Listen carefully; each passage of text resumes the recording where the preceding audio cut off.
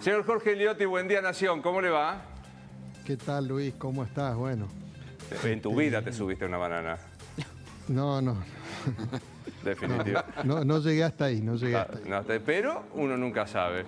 Bueno, yo esta mañana trataba de buscar, respecto del paro, algunos análisis, ¿no? Uno que me parece que es un cristal inevitable. Che, a 45 días le hiciste un paro. Creo que ahí hay un análisis de un paro más que gremial, más político. Pero, ¿qué crees que quedó de lo que fue la medida de ayer? No, no quedó nada, no cambia la realidad en absoluto, ni va a modificar la actitud del gobierno, que es lo que supuestamente buscaba esta movilización, ni tampoco yo creo que termina de revalorizar el rol de la CGT, que obviamente quiso hacer una demostración de fuerza. En términos de movilización lograron llenar la plaza y en ese sentido el esfuerzo tuvo rédito, pero también es cierto que el paro en sí tuvo un acatamiento muy dispar, no fue un día de parálisis de la actividad en su conjunto, y lo que demuestra es que tienen capacidad de movilización, pero un nivel de representación que se ha ido desflecando, ¿no? Ahí yo veo también cuestiones que tienen que ver, obviamente, con la relación con el gobierno, que se tensó a partir de la reforma laboral. Curiosamente era uno de los pocos sectores con los que el gobierno venía dialogando en términos bastante favorables hasta que apareció el decreto y allí se complicó. Y después yo creo que hay dos factores más propios de la interna de la CGT. Uno tiene que ver con que el ala dura, un poco encabezada por Pablo Moyano, presionaba internamente por una actitud combativa y de algún modo con la reforma laboral terminó arrastrando a los dialoguistas. Ellos pensaban originalmente hacer una medida de fuerza más adelante. La estrategia de ellos era pensar que la sociedad de alguna manera fuera encarnando ese enojo con las medidas o con el ajuste o con la falta de plata y que ellos pasaran a representar eso. Bueno, yo creo que entre la reforma laboral y la presión de los sectores duros terminaron anticipando esta decisión de hacer el paro. Y el otro dato es que yo creo que la CGT cree que puede recuperar parte del espacio perdido dentro del universo del peronismo. Claro. Recordemos que en los últimos años la CGT fue muy marginada, por Cristina naturalmente, pelearon mucho con la Cámpora, tuvieron malos lugares en la distribución de las listas y Alberto Fernández les había prometido que iban a ser un poco la quinta columna de su gobierno y eso no terminó siendo de ese modo, ¿no? Más allá de que la CGT le correspondió con una actitud muy benévola, sobre todo para los números económicos de los últimos 2 años, sin hacerle ningún paro, digamos, de alguna manera hubo una especie de entendimiento de no agresión allí. Ahora, todo esto yo creo que llevó a que la CGT hiciera este paro fuera, yo te diría, del proceso natural que uno hubiese esperado en otro momento. Ahora, tomo algunas cosas de las que decís. Capacidad de movilización, diría modesta por ser generoso, ¿no? Porque el paro, desde el punto de vista de lo que era clásico, no se sintió en algunos sectores. Los comercios estaban abiertos, los supermercados estaban abiertos en buena parte del país, no solo aquí en la capital federal. Pensando para adelante, ¿genera algo en la pulseada tan tumultuosa sobre la que quiero preguntarte, que es la Cámara de Diputados de la Nación con este dictamen así, a las atropelladas y demás? ¿Este paro influye en algo, como diría Daer, para no poderlos ver caminar por la calle? No, yo diferenciaría dos cosas. Primero, yo diferencio lo que es la capacidad de movilización, que es la que mostraron ayer para llevar gente organizadamente a la Plaza del Congreso, de lo que es el nivel de representación de los gremios para convocar a un paro que claramente fue de acatamiento bajo, ¿no? Entonces, yo creo que son dos cosas distintas. Muestran capacidad de movilizar porque tienen la organización, pero por fuera de los que están organizados, porque están vinculados con los gremios, la gente de a pie no les responde. ¿Te parece que es un primer punto?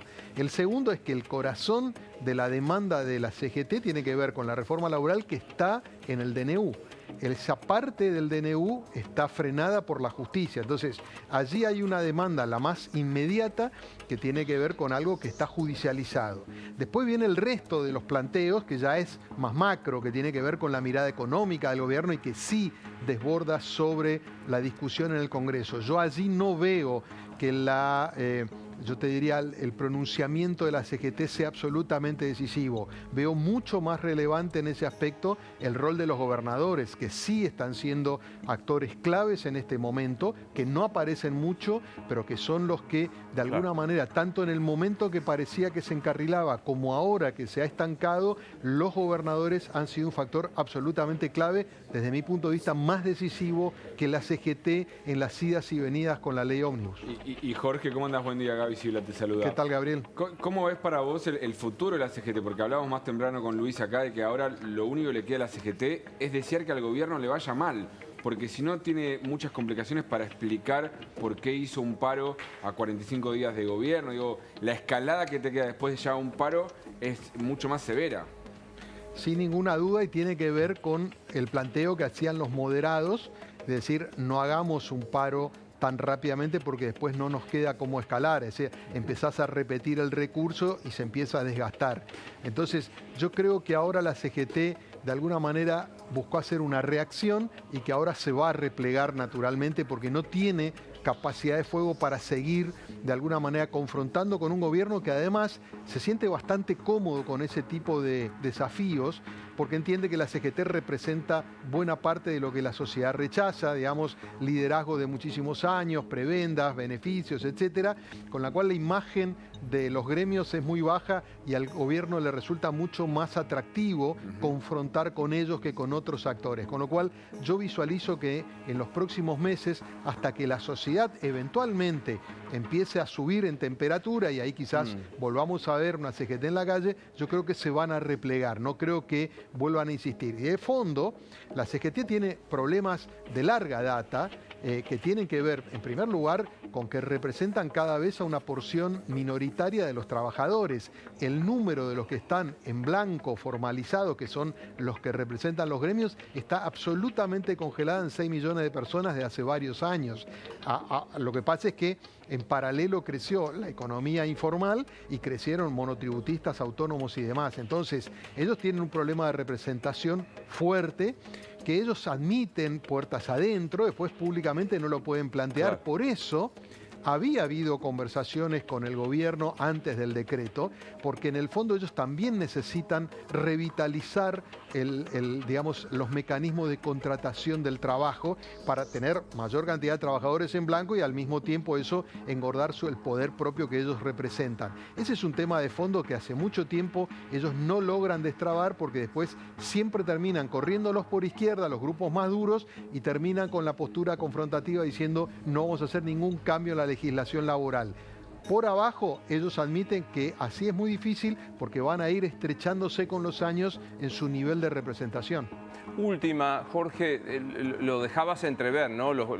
El trabajo con los gobernadores y de los gobernadores.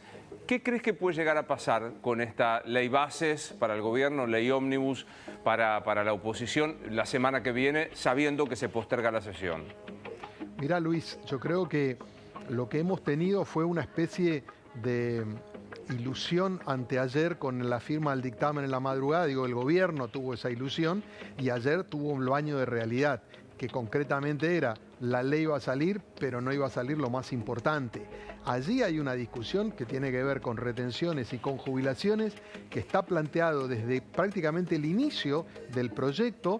Lo que pasa es que vino decorado con una gran cantidad de, yo te diría, artículos vinculados con otras áreas que se han ido despejando en la discusión parlamentaria y ahora la conversación está en el punto central. Y me da la impresión de que ayer fue un mal día en ese sentido, no solo porque el baño en realidad muestra que el dictamen de 55 firmas tiene 34 en disidencia, eso quiere decir seguro no salen esos artículos conflictivos si los llevas al recinto, con lo cual tienen que desanudar esa madeja primero antes de ir al recinto. Si van al recinto a la discusión de la ley así como están hoy, va a ser una carnicería y el gobierno no va a tener la ley que quiere. Entonces, ahora se inicia una nueva instancia de negociación y ayer el clima fue muy malo porque las menciones que hizo Caputo respecto de los gobernadores, las chicanas, Pichetto, enfrentarse con Pichetto es el que le salvó el dictamen anteayer, por la única razón es que Pichetto no quería quedar de alguna manera siendo cómplice de que el dictamen del kirchnerismo fuera el mayoritario. Entonces le ofrece esta alternativa de la firma del dictamen con disidencias para que este fuera el dictamen mayoritario, pero con la idea de seguir discutiendo. Bueno, yo creo que ayer se empiojó bastante esa conversación y hay que ver si hoy, entre hoy, el martes, lo pueden reflotar. Yo no tengo claro que la sesión vaya a ser el martes. Poner el día me parece que en este momento es agregar una presión. Me parece que habría que empezar por el otro lado, cómo desenredar la negociación respecto a estos dos puntos, porque si no, plantear un día de sesión es plantear una sesión que va a ser extremadamente tortuosa para el gobierno. Claro. Otra irritación más a la oposición que no quiere quedar como aceptando todo, digamos, te pongo el martes y pará. O sea, negociemos primero y después vemos cómo llegamos. Comparto lo que estás diciendo, el empiojamiento ayer del ministro Caputo, altro que un elefante en el bazar. Fue de una torpeza notable. Señor, gracias por estar con nosotros como siempre. Por favor, Luis, un gusto grande. Buen día. Hasta luego. 11:08 de la mañana. Buen día, Nación, para la gente